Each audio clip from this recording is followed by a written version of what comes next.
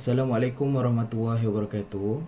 Sebelum kami memulakan pembentangan pada hari ini, izinkan kami untuk memperkenalkan ahli kumpulan kami.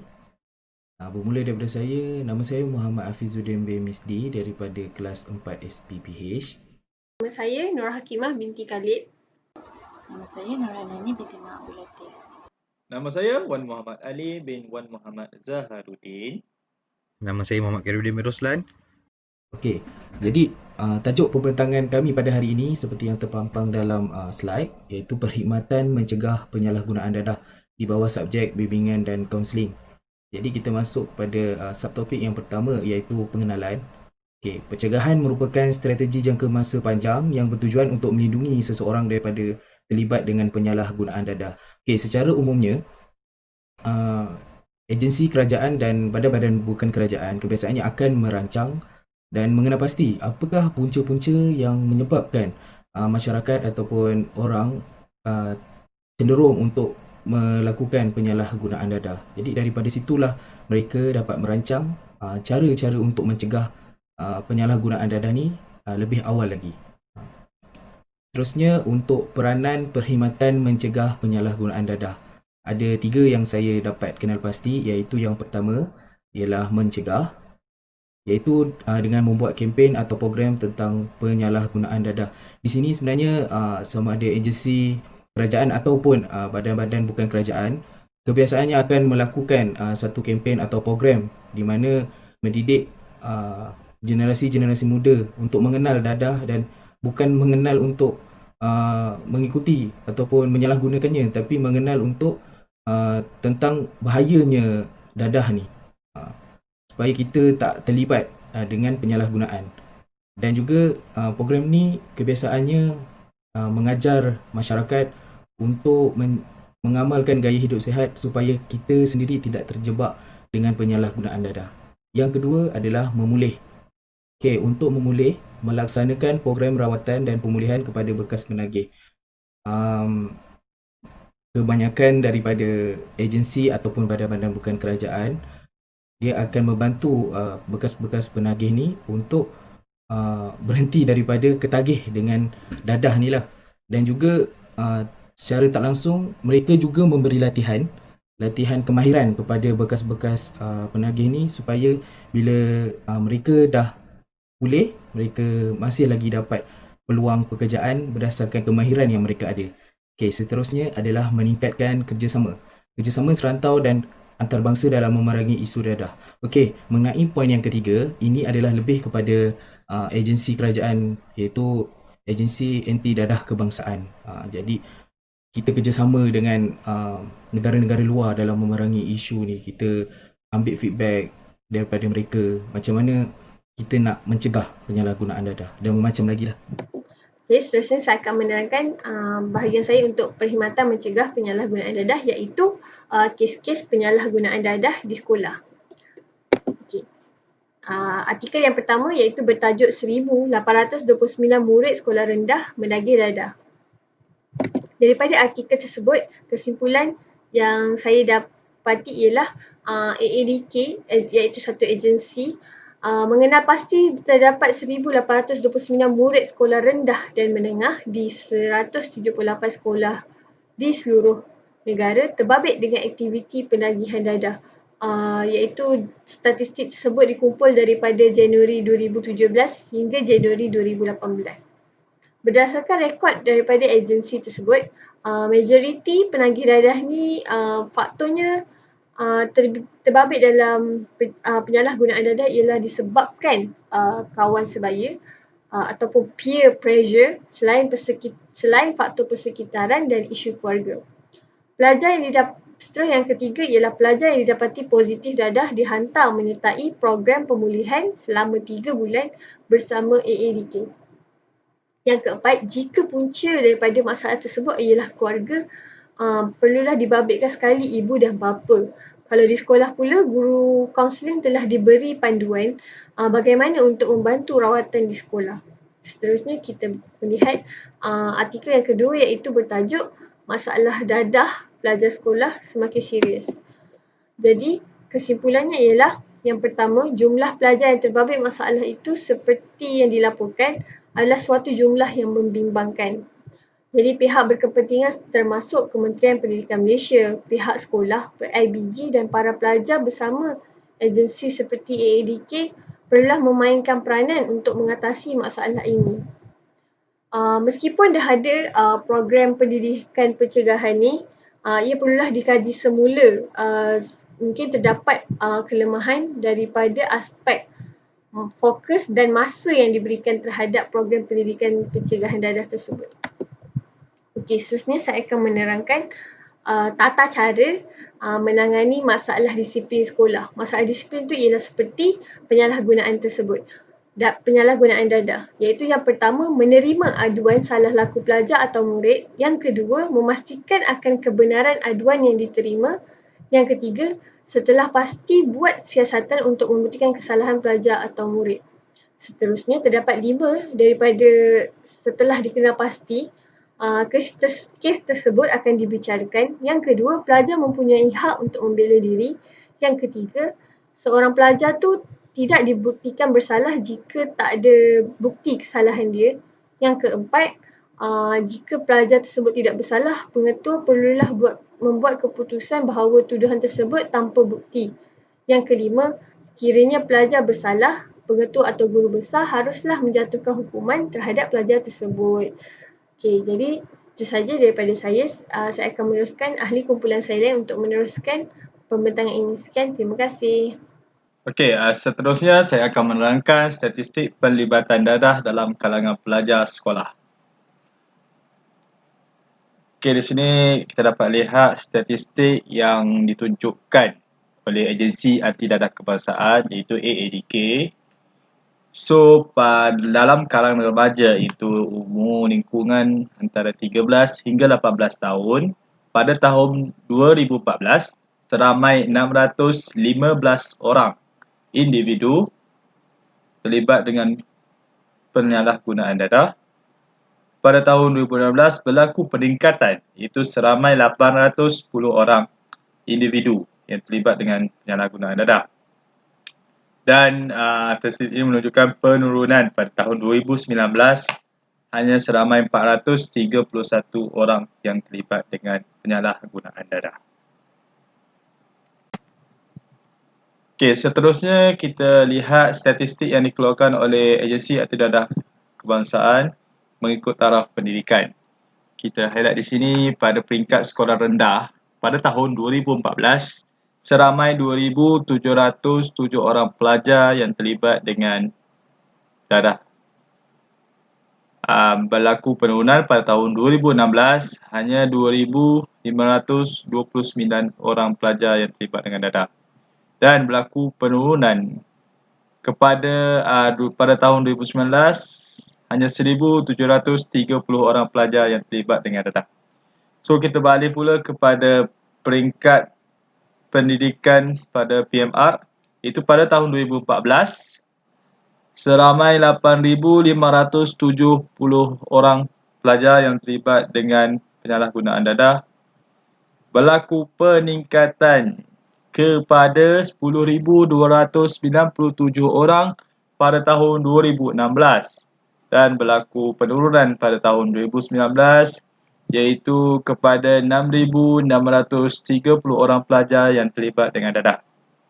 So kita balik pula kepada peringkat SPM pada tahun 2014 seramai 7,520 orang pelajar yang terlibat dengan dadah dan berlaku peningkatan lagi pada tahun 2016 sebanyak 10,189 orang pelajar yang terlibat dengan dadah.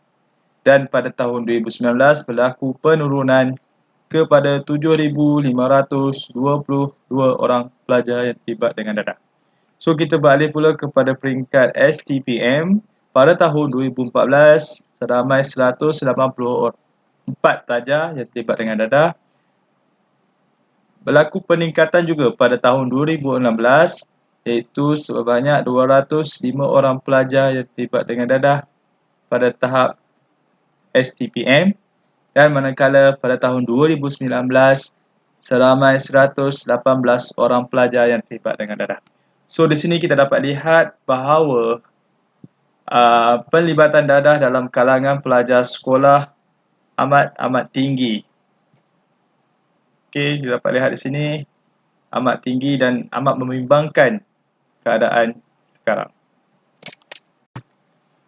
Okey, seterusnya ini ialah menunjukkan statistik perbandingan data mengikut kategori, itu pada tahun 2018 dan 2019.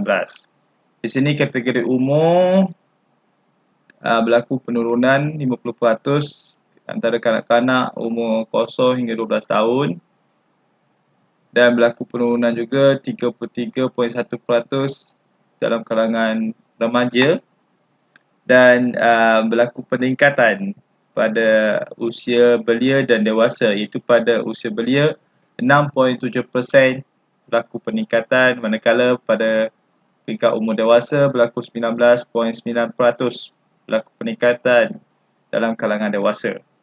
Seterusnya dalam keadaan Argentina kedua-dua Argentina berlaku peningkatan, iaitu lelaki sebanyak 8.4%, manakala perempuan seramai 15.8% berlaku peningkatan antara 2018 dan 2019.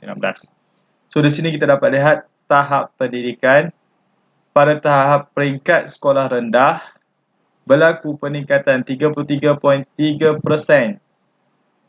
daripada tahun 2018 kepada tahun 2019. Ini amat membimbangkan kerana pada peringkat sekolah rendah kanak-kanak telah terdedah dengan kes penyalahgunaan dadah.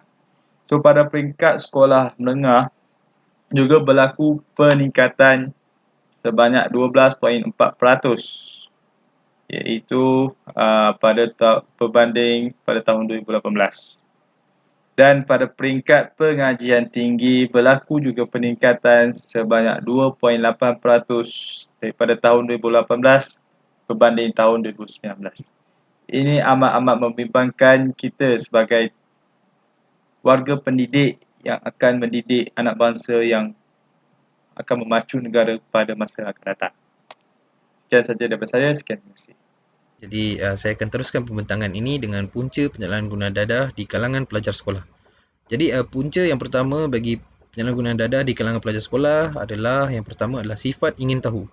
Jadi sebagai remaja, kita sendiri sedia maklum, remaja ni sifat ingin tahu dia, sifat ingin mencuba dia sangat kuat. Bila dia nampak sikit kawan dia isap rokok, dia nak rasa, nak cuba apa rasa tu rokok. Dan lama-lama dia nak cuba pula lebih daripada rokok, dadah misalnya ecstasy, dia nak cuba tu pula, pil kuda.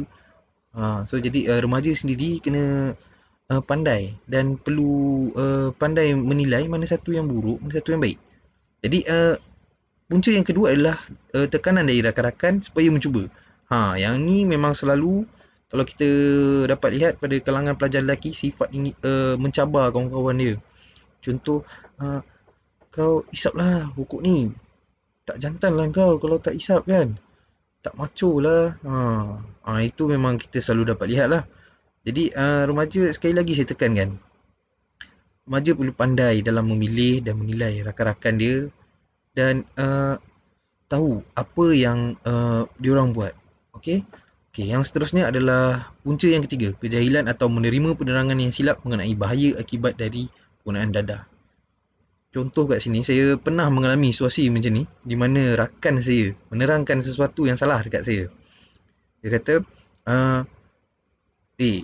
kau study law, nak baca banyak kan, kau ambil ni, boleh jadi pandai. Dia suruh ambil apa? Ambil syabu. Sebab apa? Syabu tu boleh menyebabkan membuatkan seseorang tu lebih fokus dan tak tidur. Tapi kesan dia sangat teruk ya tuan-tuan. Jadi kesan dia memang boleh nampak pada kita punya muka, kita punya mata, sangat teruk. Dan akan menyebabkan kerosakan organ dalaman jika kita ambil terlalu banyak dan kerap. Okey, yang punca yang keempat pula adalah kurang kemampuan untuk menghadapi kecewaan dan kehampaan. Jadi dekat sini sebolehnya ini selalu dihadapi oleh wanita lah.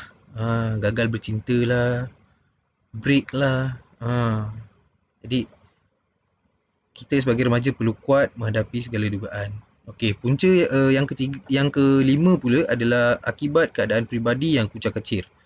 Punca yang keenam pula adalah latar belakang keluarga. Jadi daripada sini kita boleh lihat latar belakang keluarga ni yang macam mana. Keruntuhan rumah tangga, kematian ibu bapa. Jadi remaja tu dah rasa terabai kalau misalnya mak bapak dia bercerai.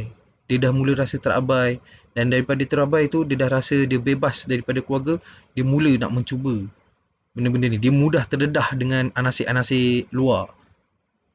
Punca yang ketujuh pula adalah fikiran yang tidak tenteram atau kita panggil neurosis. Neurosis ni pula contoh neurosis tu macam murung atau perasaan yang takut. Jadi dia macam takut berlebihan, murung yang berlebihan, sangat melampau benda ni. Sangat bahaya. Jadi yang ni, jika remaja mengalami perkara-perkara seperti ni, dinasihatkan untuk berjumpa dengan pakar-pakar kaunseling atau boleh berjumpa dengan kaunseling di sekolah untuk menyelesaikan masalah ni. So punca yang ke-8 adalah ingin melegakan kekusutan fikiran dan penderitaan. Ini biasalah. Kusut SPM lah, derita dapat result teruk lah, derita bercinta lah. Nak selesaikan masalah, dia ambil dadah. Jangan ya tuan-tuan. Okey. Punca yang ke-9 pula adalah untuk mengelak dari kenyataan hidup. Dia mengelak dari kenyataan hidup. Okey, yang ni ada dua golongan. Kita boleh bahagikan dia kepada dua golongan, iaitu golongan pertama adalah golongan dari keluarga miskin. Iaitu dia nak lari daripada kenyataan hidup yang dia tidak dapat kemewahan, tidak dapat kesenangan. Jadi dia nak lari daripada situ, dia mengambil dadah. Yang kedua pula, golongan kedua pula adalah golongan dari keluarga kaya atau orang kaya. Dia nak lari daripada emosi dia sendiri. Dia ada kekayaan tapi dia tak seronok. Dia ada kekayaan tapi dia tak dapat perhatian ibu bapa. Jadi dia nak lari daripada emosi dia tu, dia ambil dadah. Jadi inilah senarai-senarai punca penyalaan guna dadah di kalangan pelajar sekolah. Jadi saya rasa itu saja pembincangan saya untuk kali ini. Saya serahkan kepada rakan saya pula. Sekian, terima kasih. Jadi, di sini saya akan highlightkan tentang program-program agensi anti dadah kebangsaan bersama KPM, iaitu Kementerian Pendidikan Malaysia, yang diadakan di sekolah-sekolah di seluruh Malaysia. Program yang dijalankan ialah Program Pendidikan Pencegahan Dadah, iaitu PPDA. Misi bagi program ini ialah melahirkan murid yang bebas dadah melalui program pendidikan pencegahan dadah yang bersepadu dan menyeluruh daripada aspek pengurusan dan kepimpinan, kurikulum dan juga pembangunan sasiah. Di sini terdapat 3 program yang utama melibatkan sekolah rendah dan juga sekolah menengah, iaitu program Pintar, program Intelek Asuhan Rohani, kedua Prosidar, program Sifar Dadah Sekolah Rendah, dan terakhir ialah program Shield, Kem Sayangi Hidup Elak Derita Selamanya. Baiklah, saya akan menerangkan 2 program utama untuk sekolah rendah, iaitu Pintar dan juga Prosidar. Program Pintar melibatkan murid dari tahun 4 hingga tahun 6, iaitu pelajar rendah atas, darjah 4 hingga darjah 6. Lepas tu Prosidar melibatkan murid dari tahun 1 hingga tahun 6, iaitu melibatkan semua pelajar sekolah kebangsaan. Program Pintar dan juga Prosidar ini ialah bertujuan untuk meningkatkan kesedaran dan ketahanan diri murid yang dikenal pasti berisiko terlibat dalam penyalahgunaan dadah. Jadi program ini akan disediakan khas untuk pelajar-pelajar yang mungkin berisiko untuk terjebak dalam penyalahgunaan dadah. Program ini juga bertujuan untuk memotivasikan diri untuk menjadi lebih cemerlang tanpa pengaruh dadah. Jadi dalam program ini, pihak pengajar akan mengadakan beberapa aktiviti yang meningkatkan motivasi pelajar itu sendiri untuk supaya tidak terlibat dalam kancah dadah dan juga supaya mereka lebih menghargai diri mereka tanpa dadah. Jadi program untuk pengetahuan, program Prosidar dilancarkan oleh Bahagian Pengurusan Sekolah Harian untuk menggantikan program Pintar pada tahun 2008, iaitu bulan Jun 2008. Jadi semenjak bulan Jun 2008, dah tak adalah program Pintar. Dia terus adakan program Prosidar untuk semua pelajar sekolah kebangsaan. Yang kedua ialah program Shield. Program Shield ialah satu program yang menumpukan khas kepada pelajar-pelajar sekolah menengah, iaitu daripada tingkatan 1 sehingga tingkatan 5, iaitu berusia 13 tahun hingga 17 tahun yang positif air kencing dan juga pelajar yang berisiko tinggi untuk penyalahgunaan dadah ni. Jadi program ni diprogramkan khas untuk mereka-mereka yang positif, eye kencing dan juga belajar yang berisiko lah. Program ini mula dilaksanakan pada tahun 2011. Matlamat bagi program ini pertama ialah meningkatkan kesedaran dan mengupayakan ketahanan diri yang dikenal pasti berisiko dalam penyalahgunaan dadah. Kedua ialah membendung murid yang bermasalah daripada terus terlibat dengan penyalahgunaan dadah. Beberapa sekolah yang berada di kawasan merah, iaitu kawasan yang disyaki terlibat dengan penyalahgunaan dadah, mereka ini akan dimasukkanlah ke program ini untuk membendung mereka daripada terus bermasalah dari segi penyalahgunaan dadah. Seterusnya, matlamat untuk program SHIELD ialah memastikan murid yang berisiko tidak terlibat dengan masalah penyalahgunaan dadah. Seperti yang dikatakan, program ini juga ditujukan kepada mereka yang berisiko tinggi lah. Jadi supaya mereka tidak terlibat dengan penyalahgunaan dadah. Antara pengisian dalam camp atau program SHIELD ni ialah antaranya ialah pentadbiran soal selidik pra-program, latihan dalam kumpulan iaitu LDK, ceramah dan tazkirah, riadah, aktiviti fizikal dan juga bicara hati. Dalam semua aktiviti yang dijalankan, terdapat beberapa objektif lah yang boleh meningkatkan motivasi diri ataupun menyedarkan murid-murid tentang bahayanya dadah dan juga boleh mengelakkan diri mereka daripada terjebak dengan najis dadah. Program SHIELD ni dijalankan sekali dalam setahun selama 4 hari 3 malam. Jadi selama 4 hari 3 malam itulah aktiviti-aktiviti yang akan dijalankan dan juga akan dikendalikan oleh pihak sekolah bekerjasama dengan AADK, KKM, Jabatan Agama Islam Negeri, JPAM, PDRM dan beberapa agensi NGO yang lain lah yang untuk bekerjasama dalam membendung penyalahgunaan dadah dalam kalangan remaja ataupun pelajar sekolah. Terdapat beberapa juga program lain yang dijalankan di peringkat sekolah seperti yang kita selalu dengar. Contohnya skim lencana anti dadah iaitu SLAD. SLAD ni ialah satu usaha terancang untuk melibatkan ahli-ahli persatuan pakaian seragam sekolah menengah dalam aktiviti anti dadah di sekolah dan akhirnya kepada masyarakat luar. Dekat sinilah yang kita lihat ada beberapa program-program di mana persatuan-persatuan yang berpakaian seragam buat aktiviti yang melibatkan aktiviti anti dadah dalam kalangan pelajar sekolah. Okay, seterusnya ialah sambutan Minggu Anti Dadah. Setiap sekolah diwajibkan untuk menambut Minggu Anti Dadah ni, di mana pengisiannya adalah pameran anti dadah oleh AADK, ada ceramah tentang dadah, lepas tu ada sekolah-sekolah yang buat satu kawasan, satu sudut atau satu lorong untuk dijadikan macam tempat pameran anti dadah. Okay, seterusnya ialah PPDA dalam KBSM.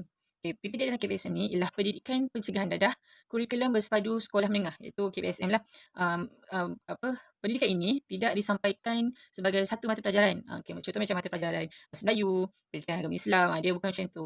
Tapi dia disepadukan dalam semua mata pelajaran. Maksudnya dalam setiap mata pelajaran tu diselitkan perkara-perkara yang tajuk-tajuk yang berkaitan dengan dadah. Yang tajuk-tajuk yang menunjukkan bahawa bahayanya dadah atau cara-cara mengelakkan diri daripada terjebak dengan dadah. Okey, untuk kesimpulannya, dadah merupakan penyakit masa kini yang semakin menular khususnya dalam kalangan generasi muda. Generasi muda yang diharapkan mampu mewarisi kepimpinan negara semakin tidak menyedari tanggungjawab yang diamanahkan kepada mereka hanya disebabkan penyalahgunaan dadah.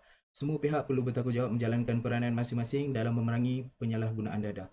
Pada pendapat kami, sebenarnya kita tidak perlu menunggu. Kita tidak perlu menunggu agensi kerajaan ataupun badan-badan bukan kerajaan untuk melakukan tanggungjawab mereka masing-masing. Kita sendiri boleh mengambil langkah untuk membasmi ataupun memerangi penyalahgunaan dadah dengan cara kita memantau rakan-rakan kita, keluarga kita dan kenalan-kenalan kita yang terdekat. Jadi, itu saja daripada kumpulan kami pada hari ini. Sekian, terima kasih. Jika ada soalan, kita boleh bertanyalah terus dalam kita punya kelas. Okay. Assalamualaikum.